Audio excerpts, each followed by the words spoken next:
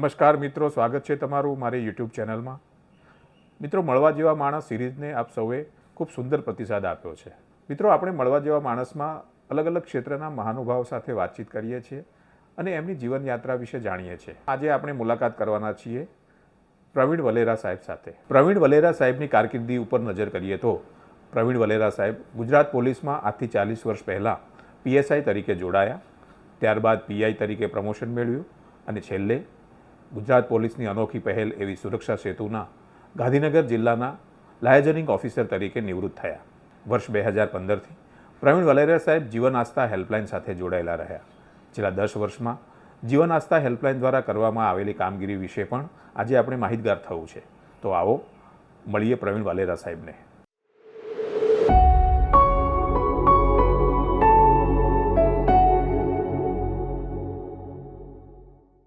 નમસ્કાર સાહેબ. નમસ્કાર. સ્વાગત છે તમારું મળવા જેવા માણસ કાર્યક્રમમાં. સર, શરૂઆત કરવી છે, આપ જીવન આસ્થા હેલ્પલાઇન સાથે જોડાયેલા છો લગભગ 2015થી. તો જીવન આસ્થા હેલ્પલાઇન શું છે અને એની શરૂઆત કેવી રીતે થઈ? ચોક્કસ. ગાંધીનગર જિલ્લા અને અમદાવાદ શહેરથી નજીકમાંથી જ નર્મદા કેનાલ પસાર થાય છે અને નર્મદા કેનાલ ખાતે સુસાઇડના પ્રમાણ ઘણા વધ્યા હતા. સાથે સાથે આજની મોડર્ન લાઈફસ્ટાઈલમાં લોકોની માનસિક તાણ, સ્ટ્રેસ લેવલ વધતું જતું હતું, જેના કારણે પણ આત્મહત્યાના બનાવો વધતા હતા. તો અમારા એક એ સમયના જે IGP હતા HK પટેલ સાહેબ, હસમુખ પટેલ સાહેબ, એમણે આ જીવન આસ્થા હેલ્પલાઇનના ઇનિશિયેટિવ લીધા અને અમારી પ્રાથમિક સર્વે પછી અમે 10 સપ્ટેમ્બર 2015 10 સપ્ટેમ્બરે સમગ્ર વિશ્વમાં વર્લ્ડ સુસાઇડ પ્રિવેન્શન ડે તરીકે માર્ક થયેલ છે અને એ દિવસે આપણે આ હેલ્પલાઇન શરૂ કરી. શરૂઆતમાં આ હેલ્પલાઇન શરૂ કરી ત્યારે દિવસના 10થી 15 કોલ્સ આવતા હતા. આજે જીવન આસ્થા હેલ્પલાઇન એવરેજ 40થી 50 કોલ્સ આવે છે અને આનંદની વાત એ છે કે આજે ગુજરાતની ઘણી બધી યુનિવર્સિટી, આપણા હાયર એજ્યુકેશન બોર્ડ અને સેકન્ડરી એજ્યુકેશન બોર્ડ એ એમની વાર્ષિક એક્ઝામ, એન્યુઅલ એક્ઝામના હોલ ટિકિટમાં પણ આપણો નંબર વિદ્યાર્થીઓને કારકિર્દી દરમિયાન અથવા તો પરીક્ષા દરમિયાન માનસિક તણાવ દૂર કરવા માટે આપણો નંબર પ્રદર્શિત કરે છે. સર, જીવન આસ્થા હેલ્પલાઇન સાથે આપને કેવી રીતે જોડાવાનું થયું? જી, સુરક્ષા સેતુ પ્રોજેક્ટ છે એ પ્રજા અને પબ્લિક વચ્ચે અંતર ઘટાડવા માટેનો પ્રોજેક્ટ છે. બ્રિજ એટલે સેતુ, રાઈટ. સેતુ પ્રજા વચ્ચે અને પોલીસ વચ્ચે. તો એમાં એવા વિવિધ કાર્યક્રમોનું આયોજન હતું કે જેના કારણે પોલીસનું જે માનસપટ પબ્લિકમાં છે એ ગેરસમજ દૂર થાય અને એમાં અમે ઘણી બધી વિવિધ પ્રવૃત્તિઓ કરીએ છીએ. જ્યારે આ જીવન આસ્થા હેલ્પલાઇન શરૂ કરવાનું થયું ત્યારે પણ આ સુરક્ષા સેતુ પ્રોજેક્ટ અંતર્ગત જ કરવામાં આવી અને ત્યારે મારું કાર્યભાર હતો એ ડિસ્ટ્રિક્ટ લાયઝન ઓફિસર સુરક્ષા સેતુ સોસાયટી હતો. જી. એટલે આ કામગીરી મને સોંપવામાં આવી અને બાય ચોઇસ મને આ ગમ્યું, કારણ કે ઘણી બધી વ્યક્તિઓ આપણે મળતા હોઈએ છીએ તો એમના સમસ્યાઓ ખાસ કરીને પોલીસ વિભાગ પાસે આવતા હોય છે ત્યારે આઈધર એમના ઘરે ચોરી થઈ હોય અથવા તો એમના કોઈ સ્વજન ગુમાયા હોય, કોઈ ઘરેથી જતું રહ્યું હોય, એવા સંજોગોમાં એમના માનસિક તાણનો અભ્યાસ કરી અને એમની સાથે પોલીસની કાયદાકીય મદદ તો થાય પણ જો સાયકોલોજી બેરિયર તરીકે પણ એમની મદદ કરવામાં આવે તો એમનું માનસિક સ્વાસ્થ્ય પણ સચવાઈ રહે. તો મને આ પ્રોજેક્ટ ગમ્યો એટલે આ પ્રોજેક્ટથી હું શરૂઆતથી જ એમાં જોડાયેલો રહ્યો. સર, આપના એ પ્રોજેક્ટ સાથેના જોડાણ દરમિયાનના અનુભવો, સારા અનુભવો શેર કરીએ તો? બિલકુલ. જીવન આસ્થા હેલ્પલાઇન જ્યારે શરૂ કરવામાં આવી ત્યારથી અત્યાર સુધીમાં એવા ઘણા બધા બનાવો બનેલા છે કે કોઈ વ્યક્તિ આઈધર કેનાલ ઉપર પહોંચી ગઈ હોય, કોઈ હાઈરાઇઝ બિલ્ડિંગ ઉપર જઈને સુસાઇડ કરવા માટે નક્કી કર્યું હોય, રેલવે ટ્રેક ઉપર ઊભા હોય, આવા વ્યક્તિઓના કોલ અહીંયા આવેલા હોય અને આપણી કાઉન્સિલરની ટીમની કુને અને પોલીસ વિભાગનું સંકલન, આ બંનેના આધારે આપણે એ વ્યક્તિને રેસ્ક્યુ કરી શક્યા. એટલે આપણે એમ કહીએ કે જ્યારે કોઈ માણસ મરવાનું જ નક્કી કરી લે અને એવા વ્યક્તિને જ્યારે હેલ્પલાઇન ઉપયોગી થાય અને આપણે એમને રોકી શકીએ તો આખું તંત્ર અથવા તો આખો આ પ્રયાસ છે એની આપણને ખૂબ જ આત્મસંતોષ મળે. આખી એક જિંદગી બચાવ્યાનો એક આત્મસંતોષ મળે છે. સર એવા કોઈ યાદગાર અનુભવો ખરા કે જે આમ આપને કાયમ માટે યાદ રહ્યા હોય? જીવન આસ્થા હેલ્પલાઇન પર કોઈનો કોલ આવ્યો હોય ને આપે એમને બચાવ્યા હોય? ખાસ કરીને કોરોના ટાઈમમાં અહીંયા બહુ બધા કોલ આવ્યા, કારણ કે કોરોના ટાઈમમાં નાણાકીય ખાસ તો બધાની પરિસ્થિતિ અથવા તો ઘરે રહીને જે એમના રૂટીન અથવા તો જે કોઈ કહીએ ને ઇવેન્ટ્સ પણ માણી નહોતા શકતા, એવા સંજોગોમાં માનસિક તાણ એમને ખૂબ હતી. અને એક બે પ્રસંગ હું આપને કહું તો એક વ્યક્તિ નવસારી પાસે રેલવે ટ્રેક ઉપર ઊભા હતા. એમને ડોમેસ્ટિક ઇસ્યુ એમના પત્ની સાથે થયો હતો, પ્લસ એમની નોકરીમાં કંઈક દેવું થઈ ગયું હતું, એવું બધું કારણો હતા. તો એમણે જણાવ્યું નહીં કે ક્યાં ઊભા છે, પણ એમણે એવું કહ્યું કે હવે જ્યારે નેક્સ્ટ ટ્રેન આવશે ત્યારે હું કૂદી અને આત્મહત્યા કરવાનો છું. ઓહો. અને અમે પોલીસ વિભાગમાં ટેકનિકલ સર્વેલન્સ ટીમની મદદ લઈ અને એનું લોકેશન મેળવ્યું. ત્યારે ખબર પડી કે જલાલપુર પાસે રેલવે ટ્રેક ઉપર ઊભા છે. ઓકે. અને અમારા કાઉન્સિલરે ખૂબ સરસ સમય સૂચકતા વાપરી અને એ કંટ્રોલને અને ત્યાંના કંટ્રોલને જાણ કરી, અને ટ્રેન આવે એ પહેલાં ત્યાંની નવસારીની પોલીસ પહોંચી ગઈ અને એ વ્યક્તિને રેલવે ટ્રેક ઉપરથી હટાવી દીધા. વાહ. તો આ ખરેખર એક એવો ઇન્સિડન્ટ હતો કે જો એ વ્યક્તિ સુધી આપણે પહોંચ્યા ના હોત તો કદાચ કોઈ દુઃખદ જીવ ન બચી શક્યો હોત. ઘટના બની પણ શકી હોત. એક વખત એક બેન હતા જે સ્પર્ધાકીય પરીક્ષાની તૈયારી કરતા હતા, ગાંધીનગરમાં જ રહેતા હતા, અને એમને એમના હસબન્ડ સાથે કંઈક પરીક્ષા બાબતે અથવા વાંચવા બાબતે કે ક્લાસીસ બાબતે મનદુખ થયું, અને એમાં ખૂબ બોલાચાલી થઈને એમણે એમના પતિએ એમને કંઈક મારઝૂડ કરી હશે, એટલે કેનાલ ઉપર સુસાઇડ કરવા ગયા. અને એ સુસાઇડ ત્યાં આપણું બોર્ડ વાંચી અને એમણે આપણો સંપર્ક કર્યો, આપણી પાસે રૂબરૂ આવ્યા અને એમને ફેસ ટુ ફેસ કાઉન્સેલિંગ કર્યું. એમના પતિની સાથે પણ કાઉન્સેલિંગ કરવામાં આવ્યું, એના ફેમિલી મેમ્બર્સને પણ બોલાવવામાં આવ્યા. એ દીકરી અત્યારે ઓલરેડી જીપીએસસીને પરીક્ષા ક્રેક કરી અને સારી નોકરી ઉપર મળી છે. એટલે આ એક એવા સફળ કિસ્સા છે કે જેમાં આપણને એમ લાગે કે જીવન આસ્થા થકી આપણે આવું કામ કરી શકીએ. સર, જીવન આસ્થા હેલ્પલાઇન અત્યારે કયા કયા જિલ્લામાં કાર્યરત છે એવું કહી શકીએ?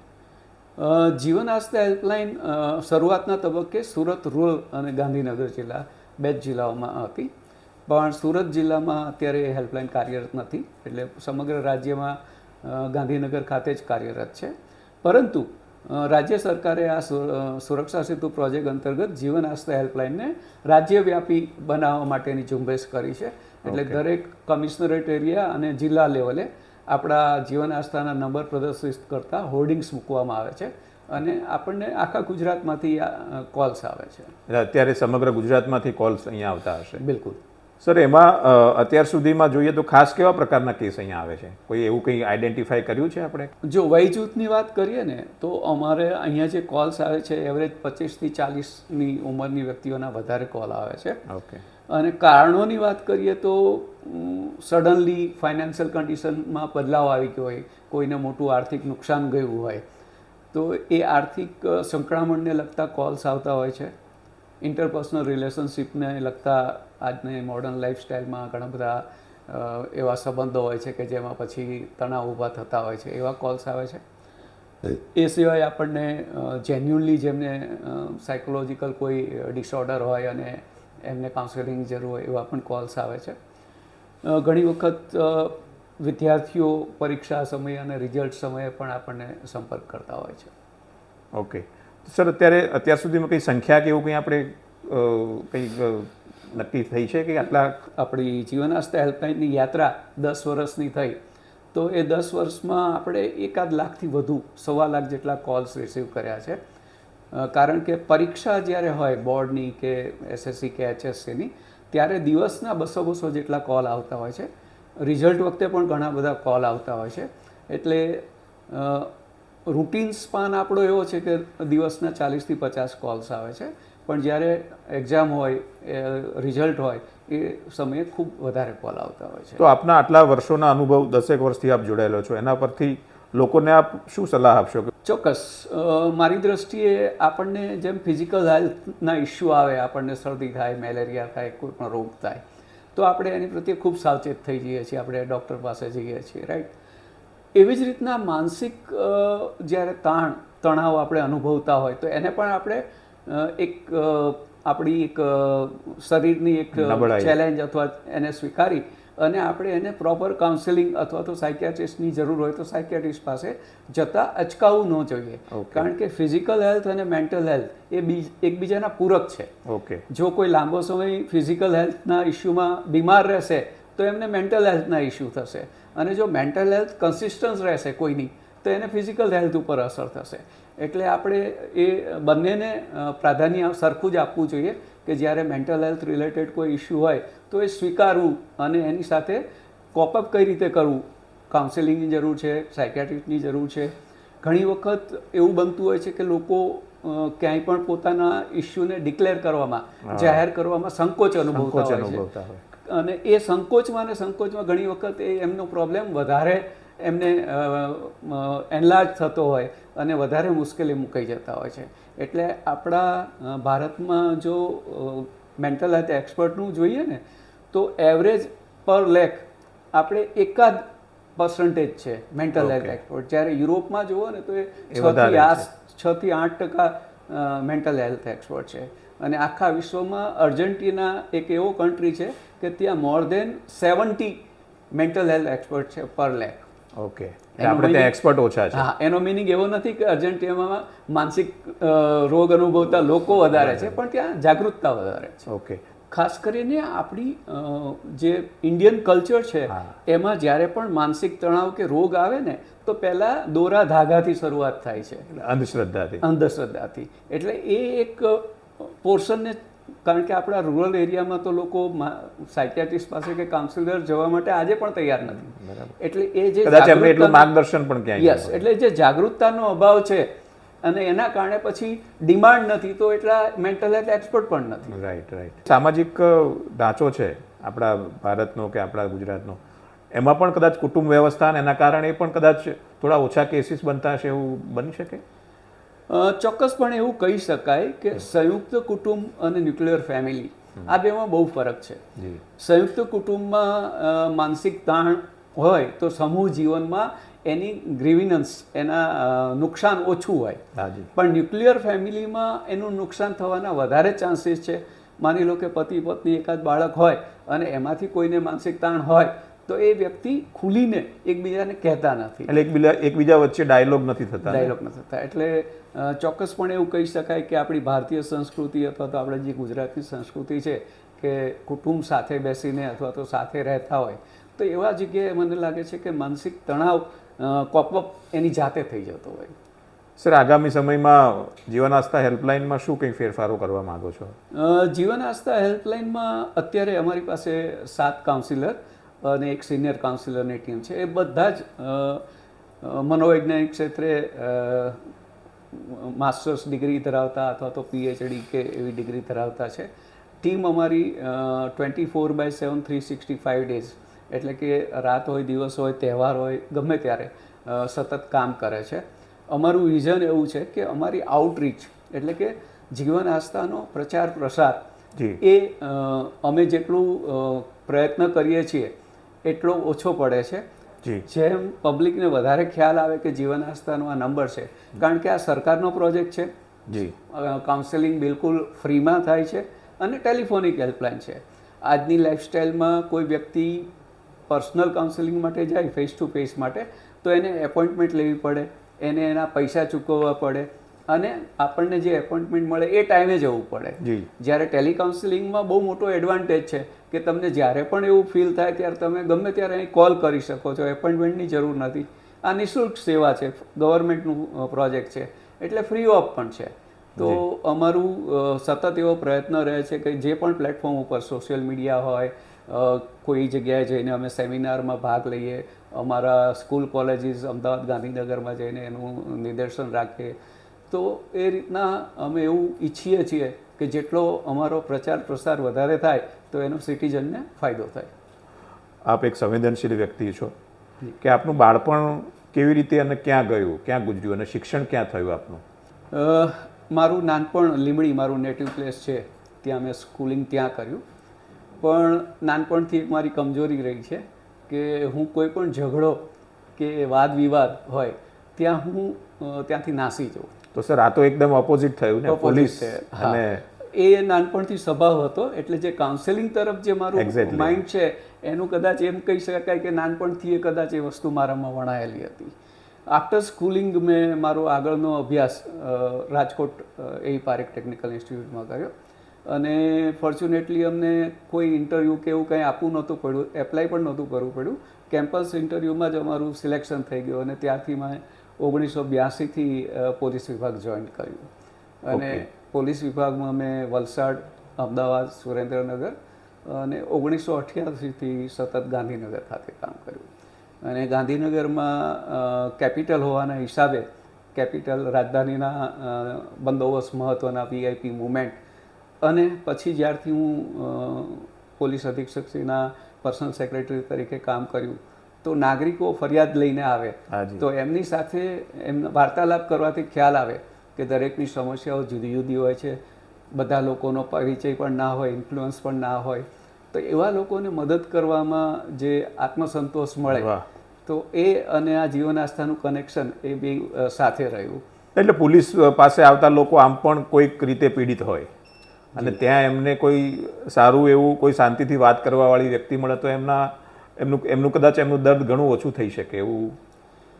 બિલકુલ, half of the problem is solve જો તમે કોઈ વ્યક્તિને શાંતિથી સાંભળી લો. એક્ઝેક્ટલી. કારણ કે ઘણી બધી જગ્યાએ આવું જ બનતું હોય છે. આઈધર એ પોલીસ સ્ટેશન ગયા હોય અને કોઈએ એમની સાથે ઠીકથી જવાબ નથી આપ્યો, તો પણ એમને એવું લાગે કે મારો પ્રશ્નનું નિરાકરણ નહીં આવે, અને એ થોડા વિવશ થઈને આપણી પાસે આવતા હોય. નોટ ઓનલી કાઉન્સેલિંગ કે પોલીસ સ્ટેશન, પણ દરેકની લાઈફમાં કાં તો અંગત મિત્ર અથવા તો ફેમિલી કે કોઈ નજીકની વ્યક્તિ એવી હોવી જોઈએ કે સામાન્ય પ્રોબ્લેમ કંઈ પણ હોય તો એ ખુલીને કહી શકે. Half of the problem is solve જો તમે કોઈ વ્યક્તિને શાંતિથી સાંભળી લેશો તો અડધો પ્રોબ્લેમ તો ત્યાં જ સોલ્વ થઈ જતો હોય છે. અને ખાસ કરીને જ્યારે આ સુસાઇડલ ટેન્ડન્સી હોય છે ત્યારે ઘણું કારણ એવું પણ હોય છે કે એમની પ્રશ્નને કોઈએ સાંભળ્યું નથી હોતું અથવા તો નજરઅંદાજ કર્યું હોય છે. તો half of the problem is solve જ્યારે કોઈને સાંભળવામાં આવે ત્યારે.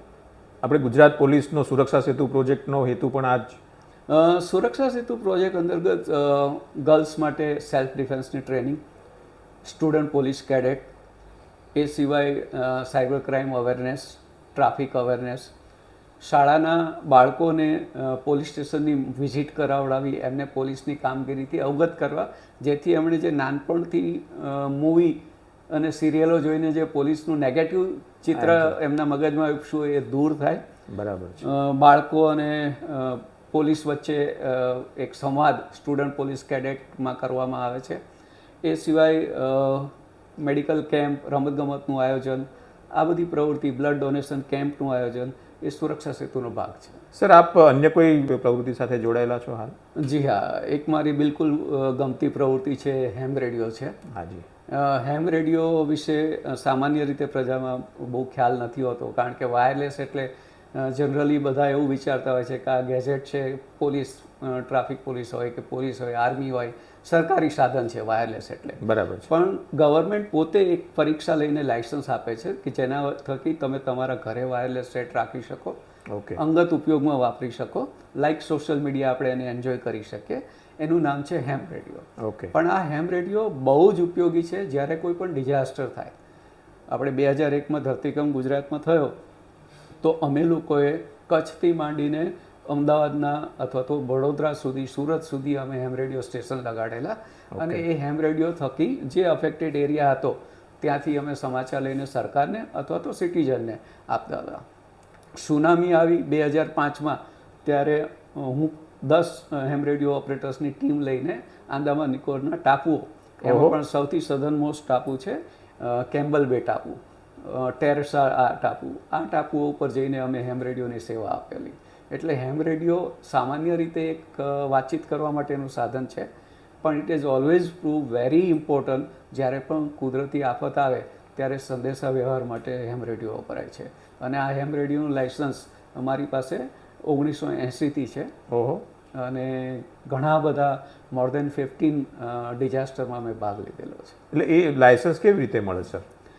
સરકાર એક પરીક્ષા લેતી હોય છે. પરીક્ષા માત્ર એટલા માટે કે એક બેરિયર છે કે કોઈ પ્રોપર વ્યક્તિના હાથમાં ઇક્વિપમેન્ટ જઈ રહ્યું છે, કારણ કે વાયરલેસ એક સેન્સિટિવ ગેજેટ છે, જો કોઈ એવી વ્યક્તિના હાથમાં જાય જે એનો દુરુપયોગ કરે, એવું ના થાય એટલા માટે એક સરકાર એક્ઝામ લેતી હોય છે.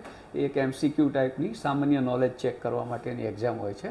અને આ હેમ રેડિયોની પ્રવૃત્તિ માટે મને વર્ષ 2016માં રાષ્ટ્રપતિનો પ્રેસિડેન્શિયલ પોલીસ મેડલ પણ મળેલો. વાહ વાહ.